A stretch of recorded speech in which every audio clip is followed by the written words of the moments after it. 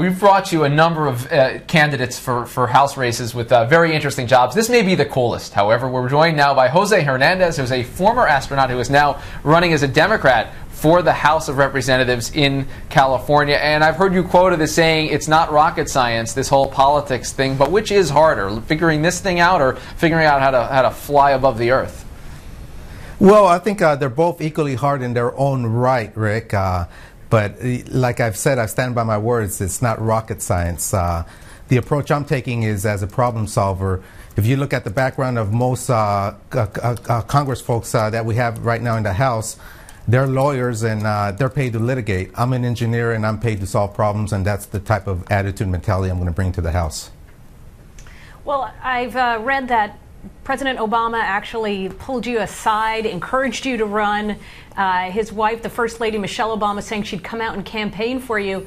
So here's my question for you. Do you want and do you expect the president to come to the Central Valley and stump for you next year? Well, he's always going to be invited, but I'm certainly going to go and invite Michelle as well to come down to the district, Congressional District 10 in the Central Valley, there in the San Joaquin Valley, to come and help out. Absolutely. Everybody's welcome to come and help. So enlighten me on one point. I've seen you talking a lot about the need to rebalance the tax system in this country. What is your sense of what a fair share would be for the rich to pay? How would you rebalance things? What specifically would you do to taxes? We're seeing so much debate now in Washington over this. Well, you know, I think that folks need to do pay their fair share. I think anytime you have a situation where you have a CEO who's paying less taxes than their secretary, obviously something's wrong with the system. And I don't pretend to be a tax guru where I have the answers, but the one thing I do pretend to do is to make sure we address this problem and we come with an equitable solution that's fair for everybody. But what is a fair share? Is it just the Buffett rule, or is it that folks who are making $250,000 plus that should be paying more? I mean, there's a lot of rhetoric around this. We're trying to solve a problem here, but what is a fair share in your mind? Well, obviously, I think anyone making over $250,000 should be paying their fair share, and I think there's situations where lots of cases we can find out there where we can agree that they are not paying their fair share. So I think it's closing those holes up where it ensures that people pay their fair share, and yes, above $250,000. You know, we've talked about the fact you're an astronaut. You grew up in this district. You're really the truest form of an outsider. So why do you want to come to this place, Washington, D.C., that looks so broken? How do you think you're going to be able to make a difference here? Well, Amy, it all boils down to the American dream. I think if you look at my story as a first-generation American who worked as a migrant farm worker all his life down the valley there in San Joaquin Valley, you know, I'm an example of reaching the American dream, what could be accomplished with hard work and a good education in this great country of ours.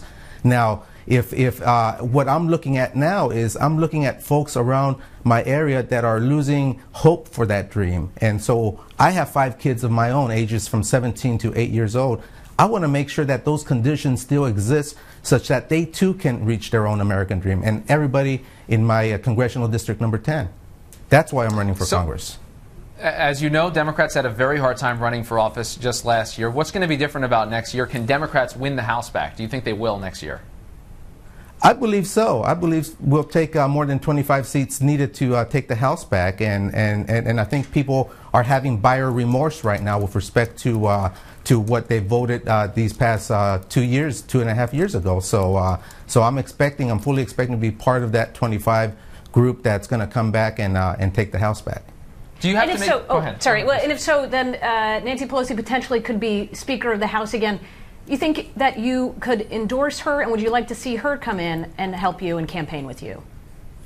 Well, again, I've said everybody who is willing to come and help and work is welcome. My doors are going to be open. And obviously, she's the leader right now, so she has as good a shot as anyone to remain or become the leader of the House. As you know, President Obama's lost a lot of his popularity in places across the country, including in California. What has to happen for you guys? You need to be selling a different message than the president, or is this about emboldening the president's agenda for another term? Well, it's about, I think it all boils down to the economy, Rick. I mean, I've been reading reports where they indicated that the economy was going to grow at about a 1.7% rate. Now the new results are showing that it's actually going to grow maybe 2.7, 2.6%. And that's very significant because that's going to lower the unemployment rate by at least a 0.5% point. So I think it all boils down to let's make sure we do things that improve the economy and the situation of our constituents in Congressional District 10 and across all of America. All right, Jose Hernandez, former astronaut running for Congress out in California. Thanks for being here on Top Line, and it'll be an interesting freshman class if folks like you and thank you, Rick, and thank you, Amy. Good luck with your campaign.